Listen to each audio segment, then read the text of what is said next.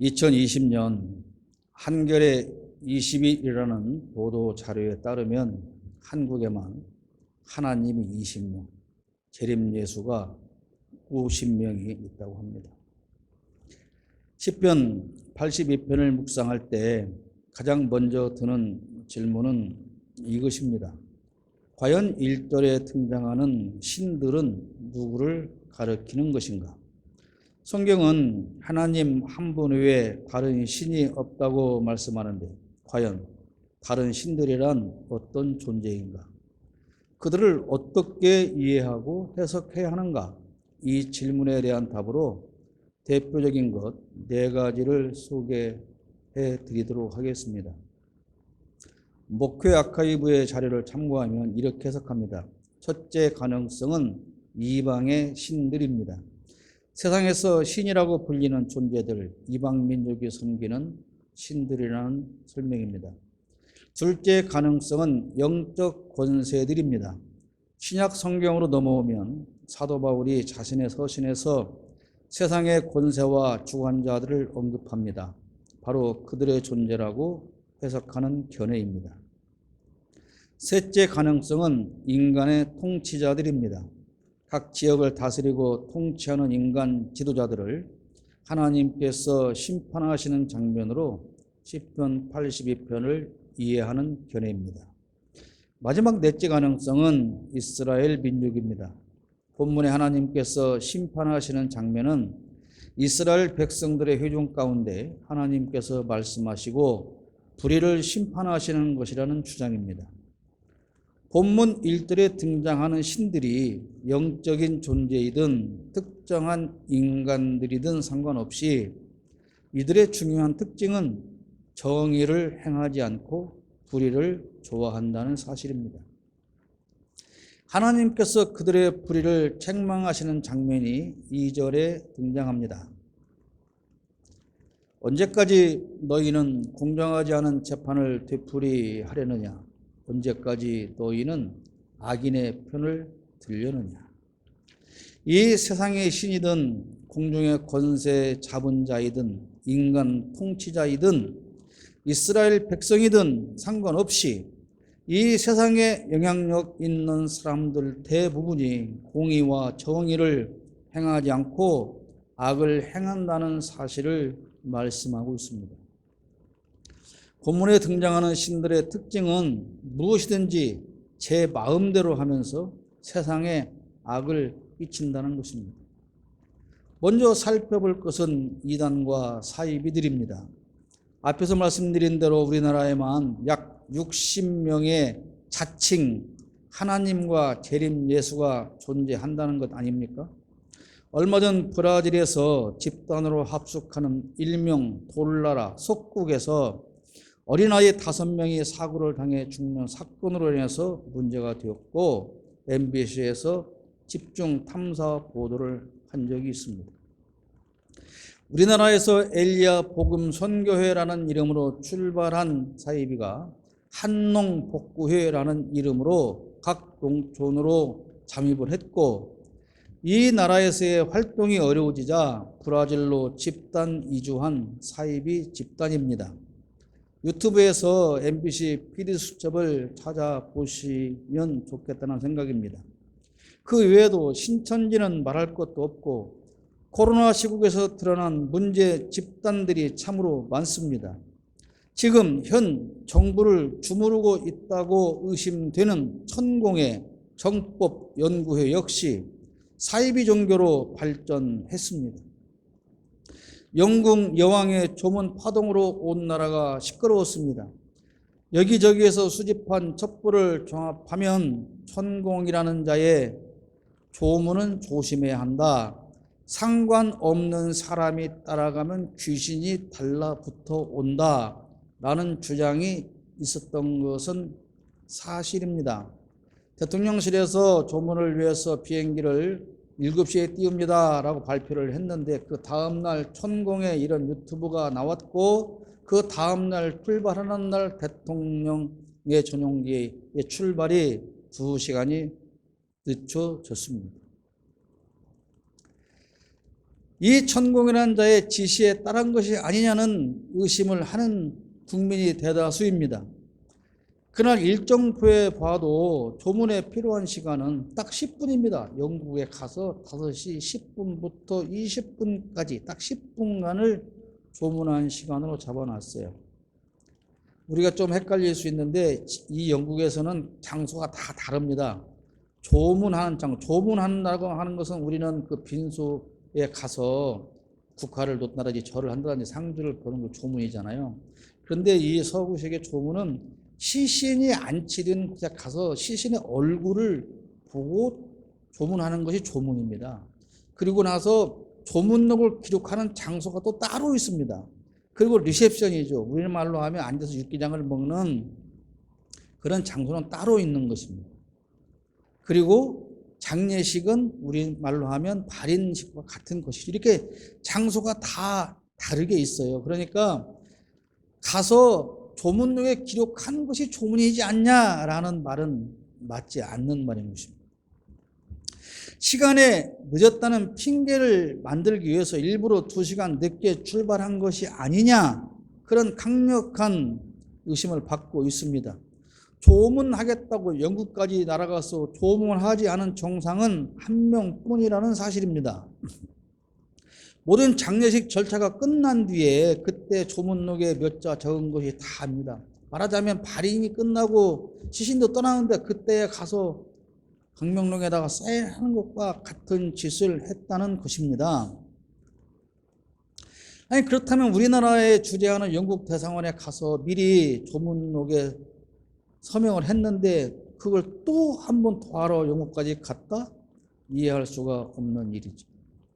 인터넷에 돌아다니는 사진 한 장을 소개합니다. 천공과 그 뒤로 곱게 한복을 챙겨 입고 쭉 늘어선 수십 명의 여인들을 볼 수가 있습니다. 윤석열 대통령의 순방을 앞두고 미국의 존 F 케네디 공항에서도 천공이 발견됩니다. 천공은 전과 17범으로 소개되었고 초등학교도 제대로 나오지 않았다는 설과 초등학교는 나왔으나 중학교를 중퇴했다는 설이 있을 정도로 일자 무식으로 알려져 있습니다. 그런데 일국의 대통령이 그의 지시에 따라서 국가를 운영한다고 의심할 수밖에 없는 일들이 수없이 일어나고 있습니다. 미국에 먼저 갔던 천공은 왜 갔는지는 모르지만 여론이 따가웠는지 그것을 의식했는지 미리 들어와 버렸다고 합니다. 대통령실의 용산 이전 BTS의 부산 공연에 반드시 10만 명을 채워야 한다는 등 별의별 일을 다 상관하고 지시하고 그것을 반드시 지켜야 한다는 강박관념에 사로잡힌 어리석은 존재들이 이 나라를 이끌어가는 것에 대한 불안과 걱정과 염려가 그치지 않습니다. 자신을 신이라고 주장하는 이단과 사이비 교주들은 절대로 다른 사람에게 이익을 주지 않습니다. 온갖 사설과 공갈 협박을 일삼고 세뇌 작업을 통해서 모든 재산을 탈취하고 가정을 파괴하고 자신을 위한 왕국을 건설합니다. 아베의 죽음이 통일교와 연관되었다는 사실로 인해서 일본 열도가 들끓고 있다고 합니다. 통일교 교주였던 문선명은 본인을 참 예수라고 했고 재림주라고 했습니다. 성경보다 더 권위를 둔 원리 강론이라는 자기들만의 교리서를 만들었고 그 안에 피가름이라고 하는 핵심적인 교리를 들고 세계적인 규모로 합동 결혼식을 진행하기도 했습니다. 이것의 속셈은 문선명의 피를 모든 사람들에게 나누어 주어야 한다는 것입니다. 왜? 선악과를 따먹었다. 그것을 뱀과 성교를 통해서 인간들이 피가 더러워졌기 때문에 깨끗한 문선명의 피로 바꿔줘야 한다라고 하는 것이 피가름이고 혼음이고 그것이 겉으로 보기에 합동 결혼식이라는 이름으로 진행이 되었던 것입니다. 그런데 재림 예수라는 문선명은 이미 죽어버렸고 그 부인 한학자라는 여자가 교주를 물려받고 자식들이 재산을 분할했습니다. 아니, 재림 예수가 죽었는데도 여전히 그들의 계략에서 벗어나지 못하는 사람들을 이해할 수가 없어요. 통일교가 일본에서 사람들을 끌어들이고 이렇게 한다고 합니다. 재림 예수의 본국이 어디냐? 대한민국 아니냐? 그런데 너희 일본에서 침략해서 많은 피해를 주었으니 너희들이 재림 예수의 본국을 위해서 헌금을 해야 한다는 이름으로 돈을 끌어들이고 있는데 그것이 대한민국에 오는 돈입니까? 경기도 청평에 그들의 본산이 있습니다. 천공의 정법시대는 경남 산청과 하동 일대의 땅을 사 모으고 있습니다. 선량한 사람들을 미혹해서 그들의 돈을 끌어모으고 가산을 탕진시키고 있는 것입니다. 더럽고 추악한 인간들이 신의 자리에 앉아서 온갖 악행을 일삼으며 어리석은 인간들의 피를 빨아먹고 있습니다. 그럼 이단 사이비만 신의 자리에 앉아 있습니까? 정통 교단을 내걸고 정통으로 신학을 하고 정통 교회에서 목회하는 사람들도 신의 자리에 앉아 있습니다. 많은 목사가 왕을 넘어서 신 노릇을 하는 경우는 비일비재합니다. 우선 자신의 권위가 인정받지 못하면 이들은 견디지 못합니다. 교회의 규모와 상관없이 교회가 크든 작든 목회자의 자리에만 가면 거의 전능한 신처럼 군림을 합니다. 어제 알게 된 사실인데요. 정말로 화려한 이력을 자랑하는 어떤 목사가 정치인을 팔며 뿌로카 노릇을 하고 있었습니다. 그래서 그렇게 그 후보자가 선거에 나왔을 때 그렇게 열심히 빨아대고 추앙을 했던가 봅니다. 그런데 목사들이 전능한 신으로서 하나님 이상의 대접받기를 원하지만 최소한 교인들을 섬길 대상은 고사하고 살펴야 할 존재로도 생각하지 않습니다. 어려움에 처한 교회 문제를 해결해 줄 테니 나에게 돈을 달라라고 하는 것이 목사라는 인간이 할 짓입니까? 하나님을 제외한 모든 신과 인간이 만들어서 섬기는 우상은 사람을 위해서 할 일이 아무것도 없습니다. 다만 그들 신은 사람들을 조종하고 자기의 이익만을 위해서 고열을 짜낼 뿐입니다.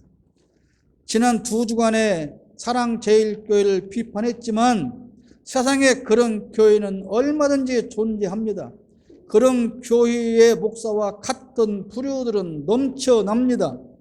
교회의 규모가 크고 작고를 가리지 않습니다. 이미 전광훈이라는 자는 사이비 교주를 넘어서 신의 자리에 앉았습니다. 제가 굳이 강조하지 않아도 수많은 영상들이 인터넷에서 증명하고 있습니다. 지난주 서울의 어느 법원 앞에서 하나의 기자회견이 있었습니다. 성도에게 똥 먹인 교회로 유명한 빛과 진리교회라는 곳에서 목사로 있다가 재판 중에 있는 김명진이라는 사람을 강력히 처벌해달라는 것이 이들의 주장이었습니다. 2020년 4월에 드러나기 시작한 이 교회의 문제점들입니다. 평화나무라는 단체에서 당시 보도한 내용을 일부만 읽어드립니다. 이 씨는 제보자입니다. 목사님의 말이 영적 아비의 말이고 하나님이 하시는 말씀과 공등하게 여겨야 한다는 것을 은연중에 주입받는다라며 팀원 간에 다툼이 있거나 문제를 일으키는 것 외에 리더의 의견에 합하지 못한 경우도 멘탈팀에 보내진다라고 말했다. B 씨는 리더가 소리치고 비인격적으로 대하는 모습이 힘들었다라며 리더는 그것을 사랑이라고 하지만 전혀 사랑이라고 할 수 없는 대우를 받아왔다라고 보도하고 있습니다. 제보자들의 얘기를 종합해보면 빛과 진리교회는 자신과 가정과 일터보다 주님을 우선순위에 둔다는 명분 아래 교회 모임을 우선시하도록 하면서 가족과 친구 사이로부터 단절되도록 만들고 있었다고 합니다. 여러분, 누구든지 직장보다 가정보다 재산보다 돈보다 가족보다 예수가 우선이라고 강조하는 목사가 있다면 우리는 조심해야 할 필요가 있습니다. 이 빛과 진리 교회에서 있던 사람들은 훈련이라는 과정에서 똥을 목사가 먹이기도 하고 팀장이 먹이기도 했다고 합니다. 목사와 신도가 모여 도박을 하면서 이것도 훈련의 과정이라고도 했다고 합니다. 그래서 일명 똥 먹이는 교회로 소문이 나 있습니다. 그런데 이런 사람마저 대한민국의 제일 큰 교단에서 자기네 총회 소속이라고 포호를 하고 있는 어처구니 없는 현실입니다. 개독되는 증언에 따르면 목사가 출몰하면 교인들이 과도하게 환호하는 것은 기본이고 예배 시간에는 김명진 목사의 설교를 토시 하나라도 빼먹을세라 노트북에 받아 적는다고 합니다. 여러분들은 뭡니까? 토시 하나라도 까봐서 다 적는데 여러분들은 일주일 지나면 제가 한 설교 토시 하나라도 기억을 합니까? 교회 수련회에 참석하면 목사님이 직접 구워준 고기를 먹기 위해서 줄을 서서 기다리고 그 고기는 특별한 맛이라는 듯 감격적인 표정을 연출해야 하고 김명진 목사가 마시던 음료수 잔을 니더들이 돌아가면서 마시고 음미하고 일부 교인들은 김명진 목사가 던져준 음식물을 서로 먹기 위해서 달려드는 모습 등을 보였다고 합니다. 여러분들도 제가 던져주는 고기를 달려들어서 드시겠습니까? 제가 마시던 음료수 잔을 돌려드리면 와, 이 맛은 특별한 맛이야 라고 감격하면서 마시겠습니까? 그럼 이들은 그렇다 치고 별 문제가 없는 일반적인 교회에서 목회하는 목회자는 어느 위치에 앉아 있을까요? 과연 모든 목회자는 성도들을 섬기고 보살피는 자리에서 겸손하게 목회하고 있을까요? 정도의 차이는 있을지라도 제가 20년간 경험한 목사의 대부분은 신적인 존재였습니다. 모든 성도들이 절대 복종하기를 원했고 그들은 순종이라는 단어를 썼으나 복종하기를 원했습니다. 교회는 자기의 뜻대로 일사불란하게 운영되기를 원했습니다. 하나님의 뜻과는 상관없이 하나님의 자리에 앉아서 하나님도 하시지 않을 짓들을 일삼고 있었습니다. 물론 저 역시 그들과 전혀 다르다라고 말할 수 없습니다. 부끄럽습니다. 통치자들이 신의 자리에 있습니다. 그러나 오늘은 하도 지겨우니까 정치인에 관한 이야기는 그만두기로 하겠다고 말씀을 드리지만 자신은 없습니다. 중요한 것은 신의 자리에 앉아서 신의 행세를 하는 그들이 무슨 짓을 하고 있느냐는 것입니다. 1절 말씀을 볼까요? 하나님이 하나님의 법정에 나오셔서 신들을 모아들이시고 재판을 하셨다. 하나님께서 신들에게 말씀하셨다. 이 모든 신은 지금 하나님이 재판하시는 법정의 피고인으로 나와 서 있습니다. 그리고 그들의 죄가 적힌 공소장을 지금 읽고 있는 겁니다. 그 공소장에 적힌 그들의 죄는 무엇입니까? 앞에서 읽어드린 2절을 다시 읽습니다. 언제까지 너희는 공정하지 않은 재판을 되풀이하려느냐? 언제까지 너희는 악인의 편을 들려느냐? 이 신 노릇을 하는 너희들의 죄는 공정하지 않은 재판을 한 것이고 악인의 편을 든 것이다. 그런 말씀인 것입니다. 공정하게 재판해야 할 의무를 가진 자들이 신의 자리에 앉아서 오히려 악인의 편을 들고 있다는 것입니다. 정치인의 이야기는 안 하기로 했으니까 목사들 이야기만 해볼까요? 목사들이 신의 자리에 앉아서 그들은 정말 공평한 재판을 하고 의로운 사람의 편만 들고 있을까요? 악인의 편을 드는 것이 불공정한 것이고 의인의 편을 드는 것이 공정한 재판입니다. 우리가 세상 사람들에게 과연 교회는 이렇게 공정하고 의인의 편에 서 있다고 당당하게 말할 수 있습니까? 목사들이 가난한 사람과 고아를 변호하고 가련한 사람과 궁핍한 사람에게 공의를 베풀고 있을까요? 3절 말씀을 읽습니다. 가난한 사람과 고아를 변호해주고 가련한 사람과 궁핍한 사람에게 공의를 베풀어라. 분명히 하나님은 그렇게 말씀하고 있습니다. 여러분 주위에서 이런 일을 하는 교회와 목사를 얼마나 보셨습니까? 과연 가난한 사람과 고아를 변호하고 가련한 사람과 궁핍한 사람에게 공의를 베푸는 그런 교회와 목사들을 얼마나 보셨는가? 그런 말씀입니다. 목회자는 하나님의 말씀을 전하고 가르치며 자신이 그런 일에 솔선해야 하고 교회가 그런 일에 매진하도록 해야 합니다. 그런데 그들은 전혀 그렇게 하지 않습니다. 그래서 이 땅의 기초 질서가 다 파괴되었다고 5절에 말씀하고 있습니다. 그러나 그들은 깨닫지도 못하고 분별력도 없이 어둠 속에서 헤매고만 있으니 땅의 기초가 송두리째 흔들렸다. 이 세상의 질서를 잡는 것은 공정과 상식이 통하는 것입니다. 그리고 가난하고 소외된 사람들을 살피고 섬기는 것입니다. 이런 말을 가장 많이 하면서 이 나라를 다스리는 신이 되고자 하는 사람이 있습니다. 아니, 이미 그는 신이 되었습니다. 가나안 땅에 바알과 아세라라고 불리는 부부의 신이 있었듯 지금 이 땅에도 이런 부부 신이 있는 것 같습니다. 안 한다면서도 또 정치 이야기입니다만 조문 외교라는 명분으로 무슨 짓을 하고 세계를 돌아다녔는지 온 세계가 다 알게 되지 않았습니까? 목회자가 신이 되어버린 교회는 이미 질서가 사라졌습니다. 해야 할 일이 무엇인지도 모르고 가장 중요한 일이 무엇인지도 모르고 그래서 헤매고 있습니다. 교회는 사업체가 아닙니다. 오늘 제가 페이스북에 우리 예배 순서 어디로 올려놨더니 댓글이 그거였습니다. 교회는 기업입니다. 슬픈 일이죠. 화나지만 슬픈 일입니다. 그래서 규모가 교회는 중요하지 않습니다. 사업체가 아니기 때문에 규모가 중요하지 않다 그런 말입니다. 큰 성과를 내려고 수단과 방법을 동원하면 안 되는 것입니다. 하나님의 일은 그 어떤 일인지 내가 성과를 내기 위해서 수단과 방법을 동원하는 것이 아닙니다.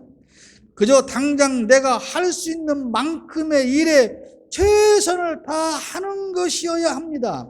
성과를 만드는 것은 내 몫이 아닙니다. 하나님께서 열매를 맺게 해 주시면 그것이 비로소 성과가 되는 것이지요. 나는 씨를 심는 것뿐입니다. 씨를 심는 것뿐이고 성과는 하나님께서 만들어 주실 때에 나타나는 것입니다. 그 성과를 통해서 내가 성공하는 것을 자랑하는 것이 아닙니다. 내가 성과를 크게 냈으니 성공한 사람이 아닙니다. 하나님의 영광을 드러내는 것은 하나님께서 만들어주신 성과를 통해서 하시는 일입니다. 우리는 절대로 성과를 세워놓고 목표로 만들어 놓고 그렇게 그래프에 표시하면서 일하는 것이 아닙니다.